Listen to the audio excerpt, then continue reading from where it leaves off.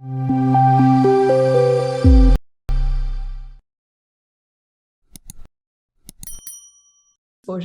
Go there to get exposed to the media, the content, the people, all of these things that.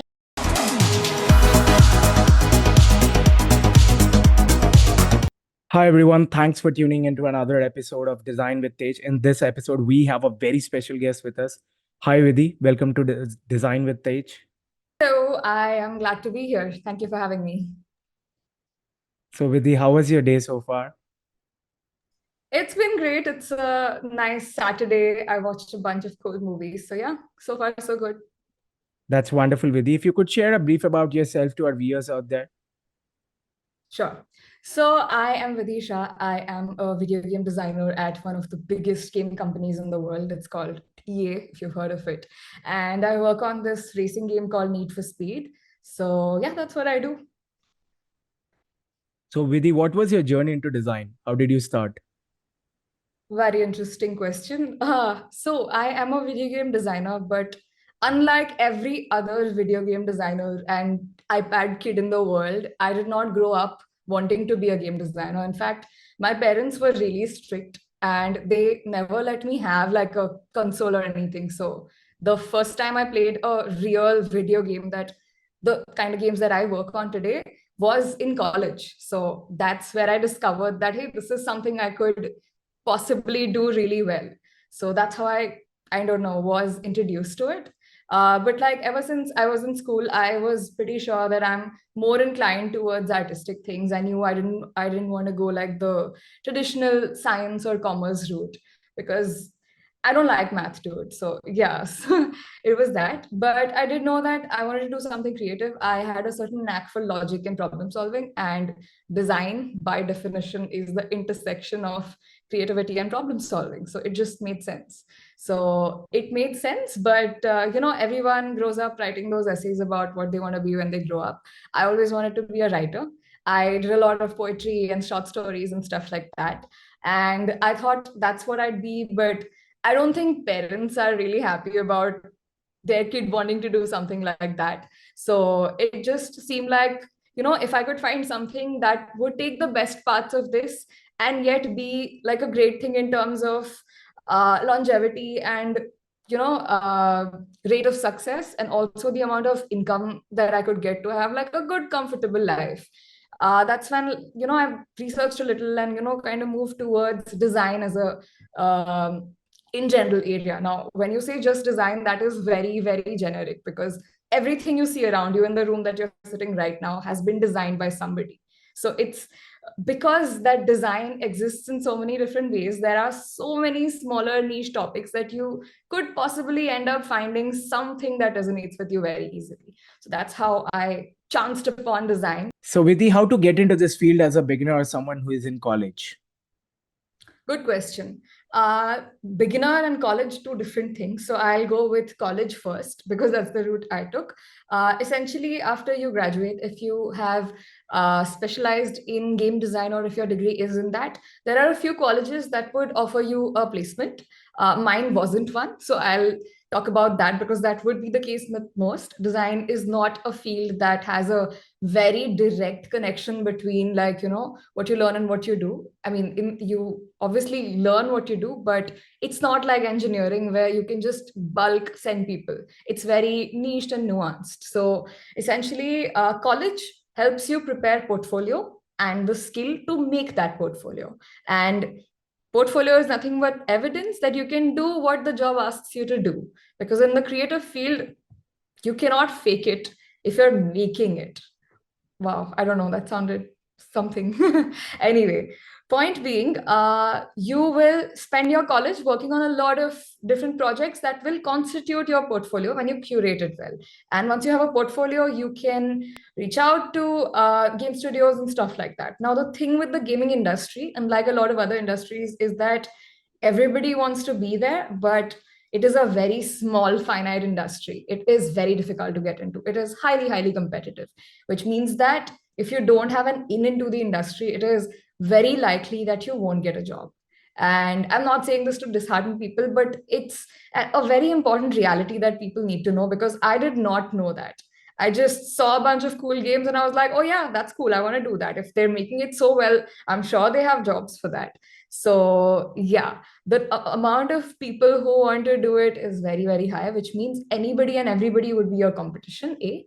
B is one great thing about the gaming industry, or at least what I've observed in my experience, is that they care very little about your degree and a lot more about your skills.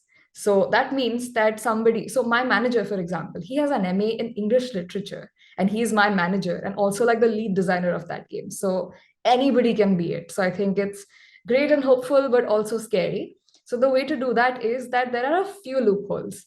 First being, get on LinkedIn, get really active, make friends with people in the industry, or I don't know, be related to them and get a referral.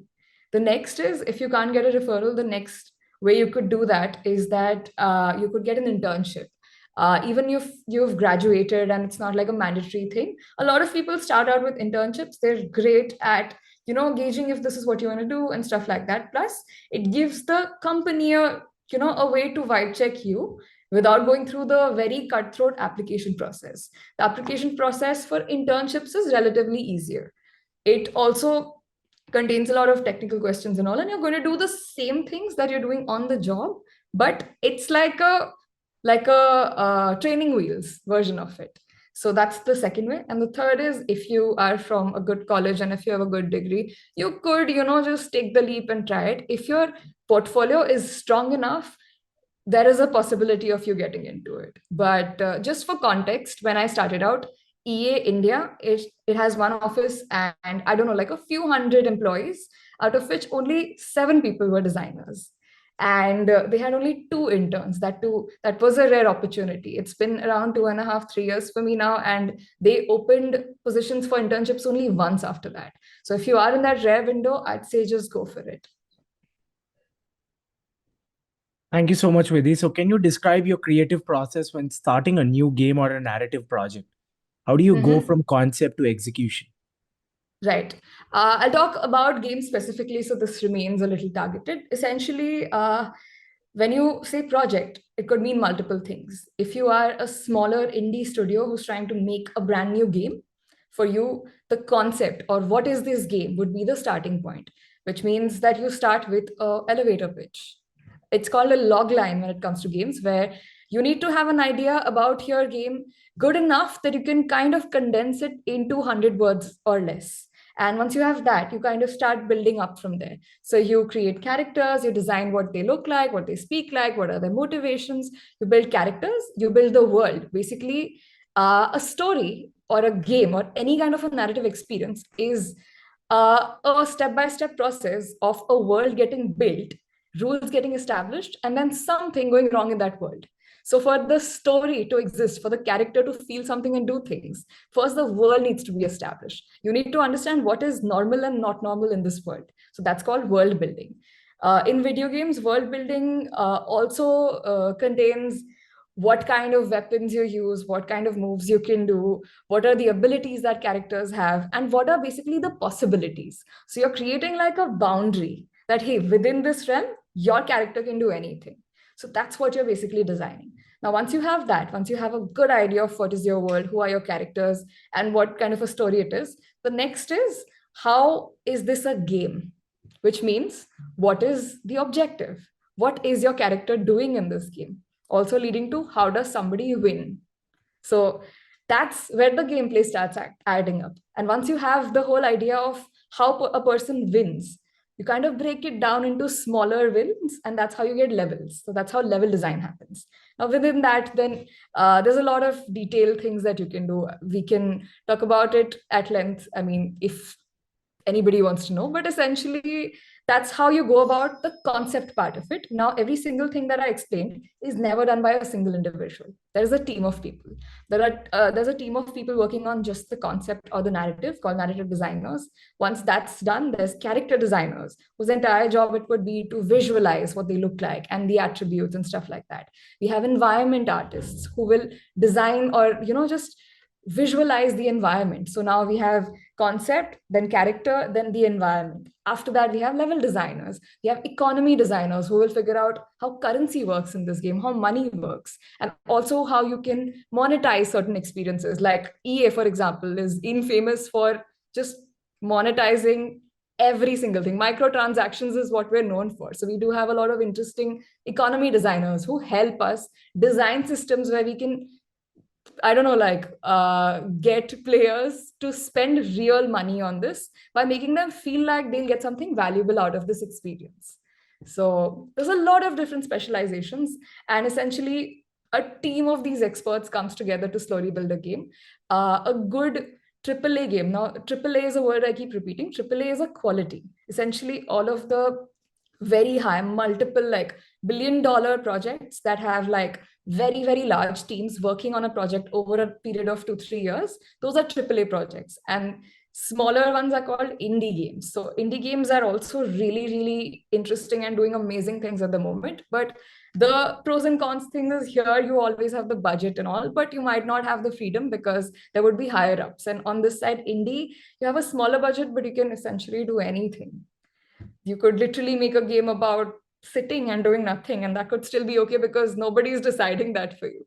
So that's the difference. So processes of course vary, but essentially the way of building a game is just these blocks one on top of the other, and just after you've figured those things out, you've designed it and created prototypes, that's when we bring in artists, that's when we bring in coders, developers.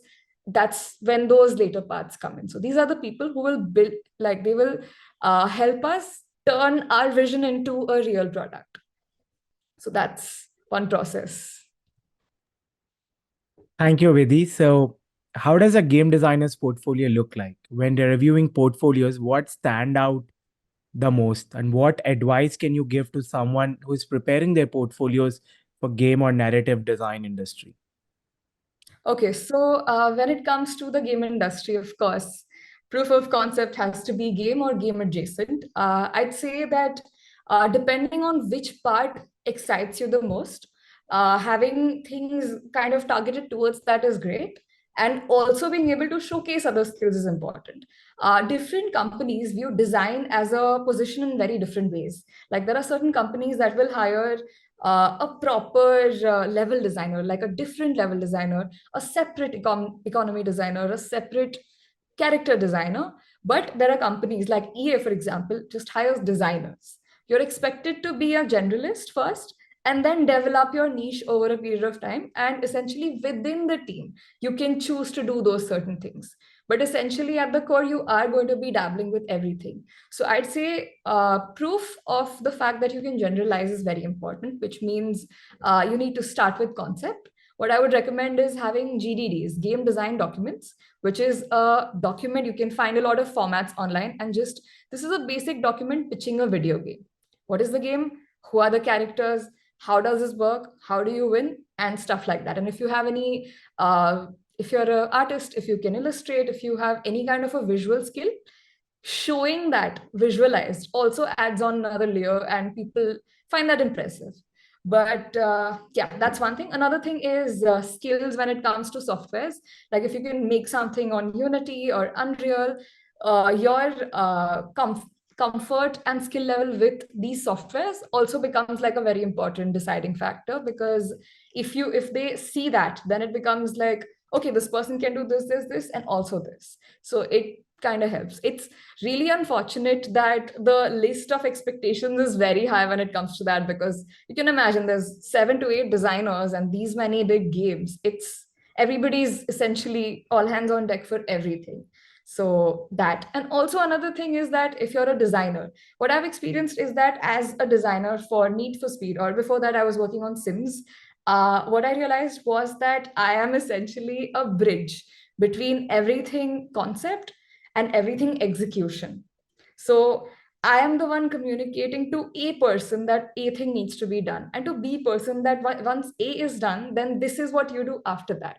So in a way, you're running operations. You're not a manager, but you're running it in terms of making sure that your vision is, translated to reality in the exact way that you want to. And that's the reason why knowing a lot of these other things, even if you're not an animator, knowing how a little bit of that works, knowing how art is created, just the basic understanding becomes very important. Because if you speak in the language of an artist, they're more likely to be like, you know what, I think I get what he means. Let me just quickly do it. Because budgets are always like on a low, no matter how big a company is, and you're always going to want to, dream and do big things. So a lot of the really, oh my god, you know what, let's just do this one cool thing, gets done when you're in the zone and collaborating, and just when you can prove that, you know what, if this person can't, I'll do it. It becomes a very great edge, a very great moment of confidence that, yeah, we can leave this one person to be and they'll just make it. There's no dependency, because dependency costs money and time and everything. And in the corporate world, you're taught to care about those things. Thank you so much, Vidhi. So, how do you think emerging technologies like AR, VR, and augmented reality with AI are changing the landscape of game and narrative design? When it comes to changing the landscape, of course, it is going to make it better for people to enjoy more experiences. It will make it more accessible in certain ways. It will make it more real. Like, this is the closest we've ever been to living a reality that is not our own, because of these different pieces of technology. AI specifically is used a lot in video games for a lot of other things also. Like, for example, NPCs, non-playable characters, let's say it's a fighting game or some kind of a combat system, or just something like that. An NPC behavior is designed, it's designed as its own thing.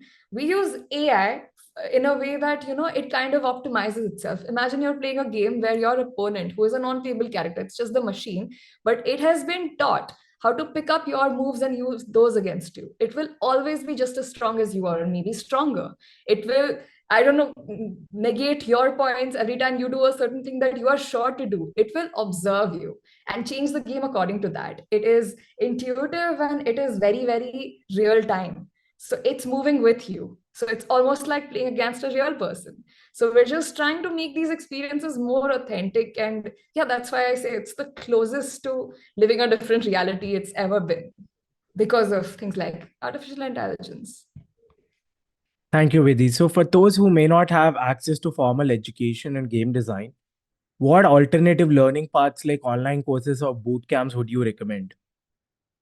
I would say, when it comes to studying and making it in a field like game design, and I think this applies to a lot of other fields of design also, is that whether or not you go to college is less important. The main thing is people go to college to be able to make things. So if you can omit that, or if you don't have the resources, you can omit that and just make those things. I'd say that there is far more value in creating something that looks like shit, but having made it and documented it, rather than not having made anything and just said that you could have made something.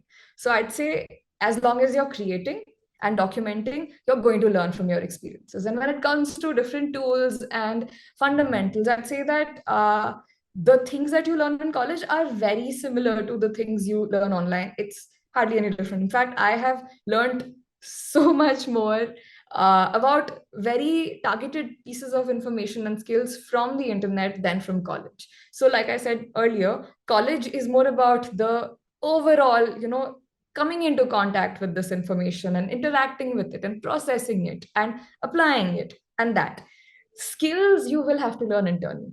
Now, if that is, if you're somebody who learns from other people, or if you need like a, constant one-on-one kind of a thing, you can pick and choose, but you're going to be doing the work by yourself. So I think it's very easy to bridge the gap for people who cannot, get that kind of an education. There are incredible courses online. A lot of university also offer full-time online courses. So let's say that you want to do something from UCLA or something, which I think is a really good school for, I don't know, like design and stuff like that, because people from Disney hire people there and all of that. It's basically they offer summer courses and stuff like that. These are more targeted vocational courses that just cover the entire loop.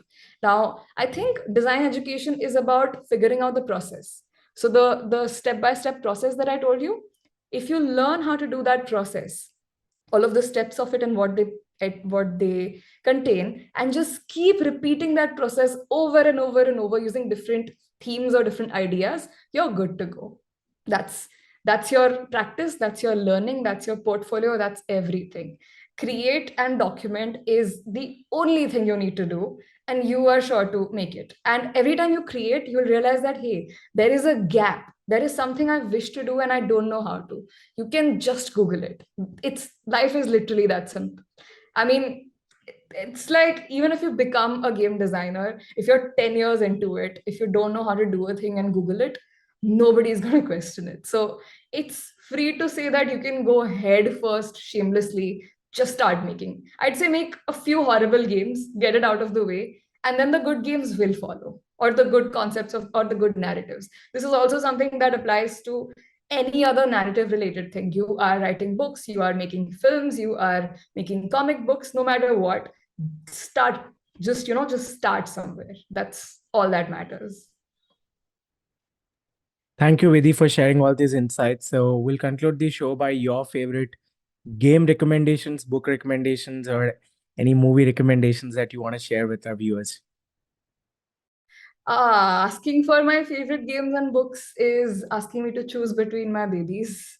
So I would not be able to do that. But I think I do want to, since you brought that up, I'd say that I believe the best creative individuals are the ones that read a lot, watch a lot, and just observe a lot. Just even if you're watching the crappiest of reality shows, you're going to learn something. Just consume as much as you can. You really never know when you will end up using it, and it always has value. It will come to use someday. So just read anything. Thank you so much, Vidhi, for sharing all these wonderful insights. We're looking forward to host you again in our upcoming episodes. And folks who are watching this video, I'll be attaching Vidhi's LinkedIn. Feel free to reach out her if you have any doubts and all. Happy to help. So with Absolutely. this, thank you so much, Vidhi, once again. Thank you for having me. And yeah, anybody with any questions, I'd be happy to help.